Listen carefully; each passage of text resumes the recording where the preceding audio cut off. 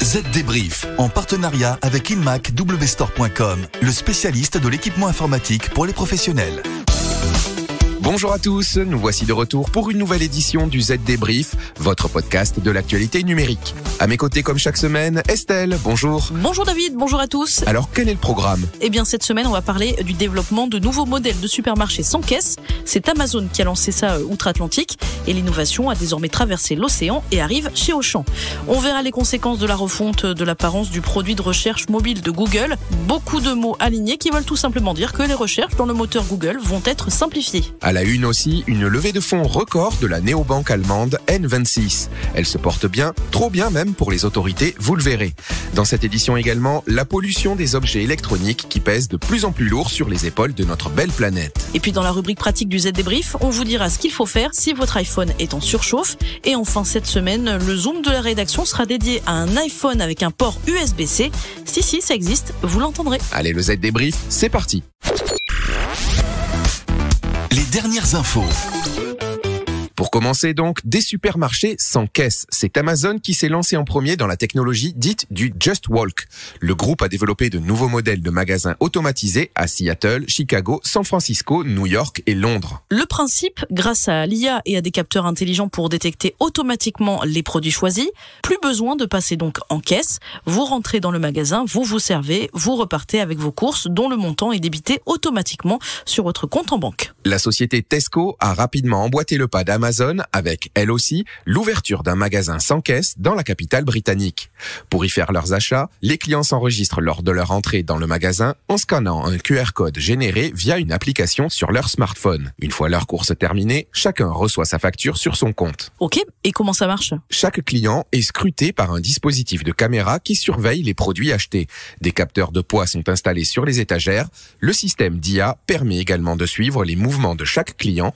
Plus question donc de piquer une cerise dans les bacs. En France, c'est Auchan qui s'y met et teste en ce moment ce genre de technologie sur un campus étudiant de Roubaix. Les clients doivent télécharger l'application d'Auchan Go dans laquelle sont enregistrés le numéro de téléphone et le moyen de paiement de l'acheteur. Une fois passé le portique du magasin, les utilisateurs n'ont plus qu'à faire leurs emplettes sans avoir besoin de scanner les produits ni de valider un paiement sur une borne. C'est le système de reconnaissance des articles et des mouvements Cloudpeak qui automatise le process. Et la cerise sur le gâteau, c'est qu'à chaque achat, une information est envoyée au dépôt pour rapprovisionner les étals. Une tendance dont on devrait entendre de plus en plus parler. Vous nous le disiez dans les titres, Estelle, Google se lance donc dans la refonte de l'apparence du produit de recherche mobile. Oui, de manière plus concrète, cela veut dire que désormais, à chaque résultat de recherche sur Google, vous aurez un défilement continu et non plus des résultats par page, au départ de laquelle on vous demande de cliquer sur Voir plus pour consulter la seconde. Vous me suivez ? On pourra donc scroller à l'infini sur les pages de résultats du moteur de recherche. Voilà, c'est ça. Pour le géant américain, ce nouveau dispositif doit satisfaire les utilisateurs de la recherche Google les plus curieux. Le géant s'efforce ainsi de rendre la recherche sur mobile plus rapide, que ce soit sur les versions mobiles des navigateurs Chrome et Safari ou via son application pour iOS et Android. La fameuse refonte de l'apparence du produit de recherche mobile de Google. David, vous avez tout compris. Allez, maintenant, on parle de cette levée de fonds record de la néobanque allemande N26. Elle vient de récupérer près de 773 millions d'euros en levée de fonds pour financer de la technologie et de la cybersécurité, mais aussi étendre son offre de services bancaires mobiles. Un succès qui s'explique par la croissance impressionnante de cette banque en ligne. Créée en 2015, elle revendique aujourd'hui près de 7 millions de clients dans le monde. Une réussite qui ne va pas sans ennui. En juin dernier, l'autorité financière allemande l'a sanctionnée d'une amende de plus de 4 millions d'euros en raison de failles dans son dispositif de prévention du blanchiment d'argent. N26 a depuis renforcé ses moyens de lutte contre le blanchiment d'argent, mais le régulateur allemand n'a pas dit son dernier mot et désormais oblige la néobanque à restreindre ses acquisitions de nouveaux clients, pas plus de 50 000 à 70 000 clients par mois, officiellement pour lui permettre de renforcer sa gestion des risques. Et les nouveaux clients devront patienter sur liste d'attente. Poly conçoit des produits audio et vidéo haut de gamme pour que vous puissiez réaliser de meilleures réunions n'importe où, n'importe quand, tout le temps. Nous n'avons pas pu construire un mur autour de vous pour éliminer les bruits de fond. Nous avons donc choisi la deuxième meilleure option, créer une zone de concentration avec le nouveau micro-casque Voyager Focus 2. Vous n'entendez rien d'autre que votre appel et tout ce que vos interlocuteurs entendent, c'est vous. Et c'est disponible chez InmacWstore. Le chiffre marché. Et cette semaine, c'est un chiffre et un nombre. Le premier, c'est 4 pour 4% de croissance par an de la pollution électronique dans le monde. Et le nombre, c'est 74 pour 74 millions de tonnes de ces déchets prévus pour 2030. Ça fait vraiment beaucoup. Et en même temps, ça n'est pas étonnant quand on sait qu'en moyenne, les consommateurs remplacent leurs appareils mobiles tous les 3 ans et que jusqu'à 1 milliard d'appareils électroniques sont expédiés chaque année dans le monde. Des appareils qui sont peu recyclés. En Europe, un ménage moyen détient 11 appareils qu'il n'utilise pas ou qui sont cassés. Cette nouvelle forme de stockage se développe entre autres raisons parce que certains utilisateurs gardent leurs anciens appareils même cassés pour préserver leurs données. Et le pire, c'est que quand on souhaite se débarrasser de ces déchets, on les jette le plus souvent au mauvais endroit. Aux États-Unis, par exemple, 151 millions de smartphones sont chaque année mis à la poubelle et donc ne sont pas recyclés. Ces déchets électroniques qui contiennent des métaux lourds finissent incinérés ou mis en décharge. Et oui, c'est d'autant plus idiot que la fabrication des téléphones mobiles coûte très cher en matières premières et en émissions carbone. Le recyclage pourrait donc être une solution pour préserver la planète. Ça pourrait même être une source de richesse.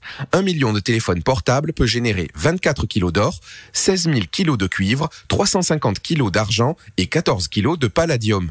Encore faut-il que les consommateurs adoptent les bons gestes pour recycler leur smartphone et craquent peut-être aussi moins souvent sur le dernier smartphone à la mode. Ça peut toujours être utile. Allez, maintenant, on vous explique comment sauver le soldat iPhone lorsqu'il attrape une insolation, ou plus exactement une surchauffe. Cela peut arriver lorsque vous configurez l'appareil pour la première fois, mais aussi lorsque vous effectuez une restauration depuis une sauvegarde, ou bien quand des applications analysent les données telles que les identifications de visage, de lieu après une mise à jour logicielle. Cela arrive aussi lorsque vous utilisez des applications ou des fonctionnalités de réalité augmentée ou riches en graphismes. Bref, ça arrive, et le message qui s'affiche alors sur l'écran est la restauration à partir d'iCloud reprendra lorsque cet iPhone aura refroidi. La solution, elle est très basique. Collez une poche de glace à votre appareil. On est d'accord, lors de l'opération, il vous faut préserver votre iPhone de l'humidité.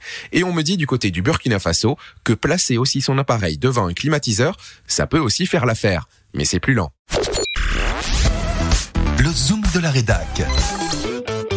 Et enfin, pour finir ce Z débrief, le zoom de la rédaction de ZDNet qui, pour le plus grand plaisir de David, est dédié lui aussi à son petit chouchou, l'iPhone. Mais cette fois-ci, il n'est pas question de température, mais de connectique, et c'est Guillaume Sériès qui nous en parle. Il a traversé les alpages suisses et en revient avec une bien étrange découverte.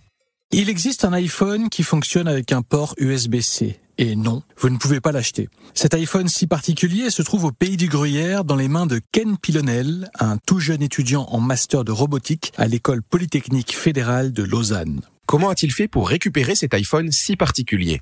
C'est lui qui a bricolé ce smartphone mutant, débarrassé du célèbre port propriétaire Lightning de la marque à la pomme. Son iPhone 10 permet désormais à la fois de charger et de transférer des données via le port USB-C.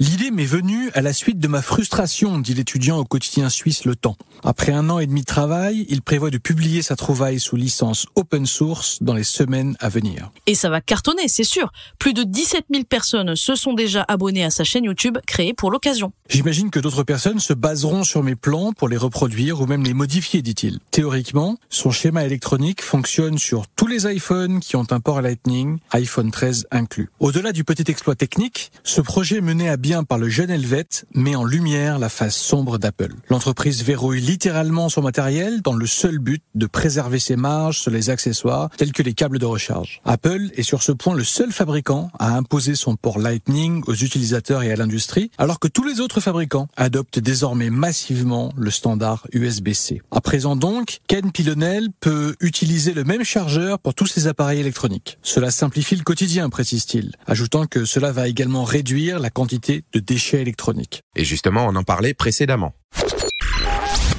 Et voilà, le Z débrief, c'est terminé. Rendez-vous dans une semaine pour un nouvel épisode. Encore une fois, pour n'en manquer aucun, abonnez-vous sur Spotify, Deezer ou Apple Podcast. Et n'hésitez pas aussi à nous écrire sur le site zdnet.fr ou à nous interpeller sur les réseaux sociaux. Ah oui, et je voulais aussi vous annoncer la naissance du ZDTech, le podcast de la rédaction de ZDNet. Tous les jours, un journaliste de la rédaction fait le point sur un sujet d'actualité du monde de l'IT et des telcos. N'hésitez pas à l'écouter. Et enfin, si vous aimez le Z débrief et le ZDTech, parlez-en à vos amis et dites-le nous en laissant des petites étoiles ou un commentaire sur votre application préférée. À la semaine prochaine. Bye bye. Z-Débrief, en partenariat avec InMac WStore.com, le spécialiste de l'équipement informatique pour les professionnels.